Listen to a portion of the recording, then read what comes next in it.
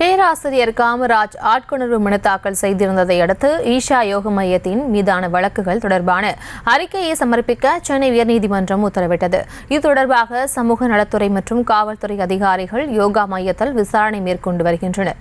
மேலும் விவரங்களோடு இணைக்கிறார் செய்தியாளர் ரவீந்திரன். வணக்கம். மேலும் விவரங்கள். வணக்கம்.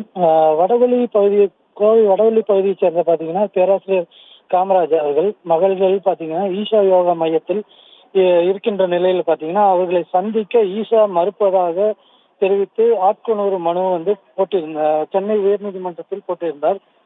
இந்த மனு மீது ஈஷா மீதான வழக்குகள் தொடர்பாக 4ஆம் தேதிக்குள் அறிக்கை சமர்ப்பிக்க காவல்துறைக்கு உயர்நீதிமன்றம் உத்தரவிட்டிருந்தது. இந்நிலையில பாத்தீங்கன்னா மாவட்ட காவல் கண்காணிப்பாளர் தலைமையில் பாத்தீங்கன்னா கார்த்திகேயன் தலைமையில் மாவட்ட சமூக நலத்துறை, குழந்தைகள் நலக்குழு ஆகியோர் பாத்தீங்கன்னா விசாரணை மேற்கொண்டு வருகின்றனர். இது தொடர்பாக சற்று நேரத்தில் மாவட்ட எஸ்பி அவர்கள் செய்தியாளர் சந்திக்க இருப்பதாக தெரிய வருகிறது. விவரங்களுக்கு நன்றி ரவீந்திரன். செய்திகளை உடனுக்குடனும் துல்லியமாகவும் தெரிந்து கொள்ள சப்ஸ்கிரைப் பண்ணுங்க.